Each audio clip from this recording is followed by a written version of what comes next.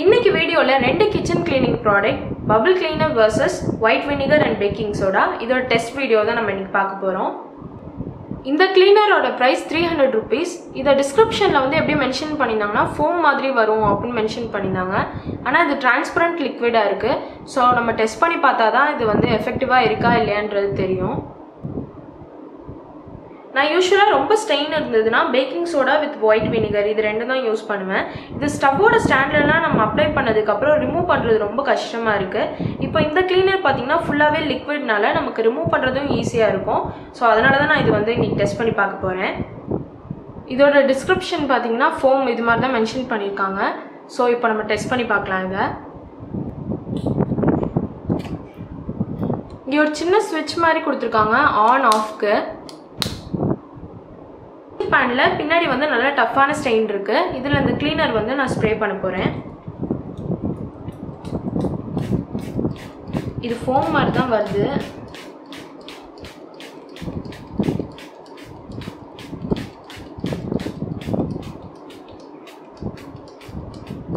நான் இப்போ இது சென்டர்ல மட்டும் தான் ஸ்ப்ரே பண்ணிருக்கேன். இது ஒரு 15 நிமிஷம் வந்து இப்படியே ரெஸ்ட் ஆகட்டும்.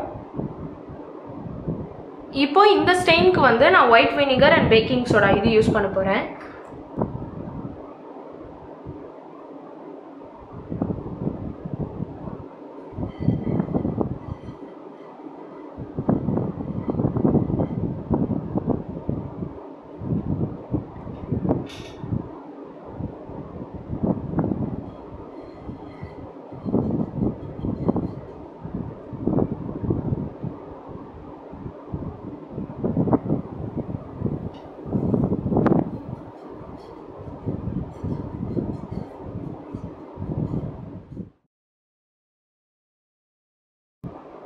ஃபர்ஸ்ட் வந்து கிளீனர் ஸ்ப்ரே பண்ண pan இது மாதிரி ஸ்க்ரப்பர் வச்சு லைட்டா ஸ்க்ரப் பண்ணிட்டு அதை தொடச்சு எடுத்துடலாம்.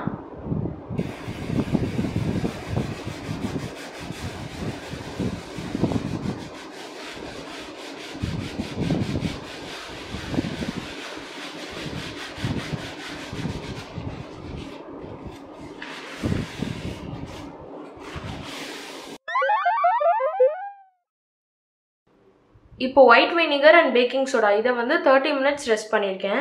இதில் லைட்டாக வந்து தண்ணி தெளிச்சுட்டு ஸ்க்ரப் பண்ணுறேன்.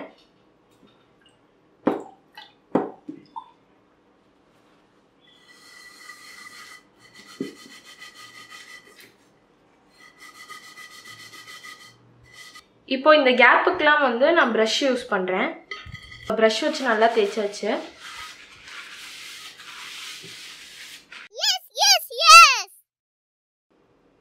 இப்போ நம்ம அந்த கிளீனரை கம்பேர் பண்ணும்போது இது நல்லா எஃபெக்டிவாக இருக்குது. சின்ன சின்ன கேப்பில் தான் வந்து ரிமூவ் ஆகாமல் இருக்கே தவிர மற்றபடி 80% வந்து ஸ்டெயின் ரிமூவ் ஆகிடுச்சு. ஸோ அதை கம்பேர் பண்ணும்போது இது ரொம்பவே பெட்டர் அண்ட் காஸ்ட்டுமே கம்மி. இது இந்த white vinegar and baking soda இதை மிக்ஸி ஜாருக்குள்ளே இருக்க ஸ்க்ரூலலாம் வந்து ஸ்டெயின் இருக்கும். அதுலேயே நீங்கள் இது மாதிரி ஊற்றி ஒரு அரை மணி நேரம் வச்சுட்டு அதுக்கப்புறம் எடுத்து அதை ஸ்க்ரப் பண்ணிங்கன்னா நல்லா க்ளீன் ஆகிடும். இது கண்டிப்பாக உங்களுக்கு யூஸ்ஃபுல்லாக இருந்திருக்கும்னு நினைக்கிறேன். இந்த வீடியோ உங்களுக்கு பிடிச்சிருந்ததுன்னா மறக்காமல் என் சேனலுக்கு லைக் பண்ணுங்கள், சப்ஸ்கிரைப் பண்ணுங்கள் அண்ட் ஷேர் பண்ணுங்கள்.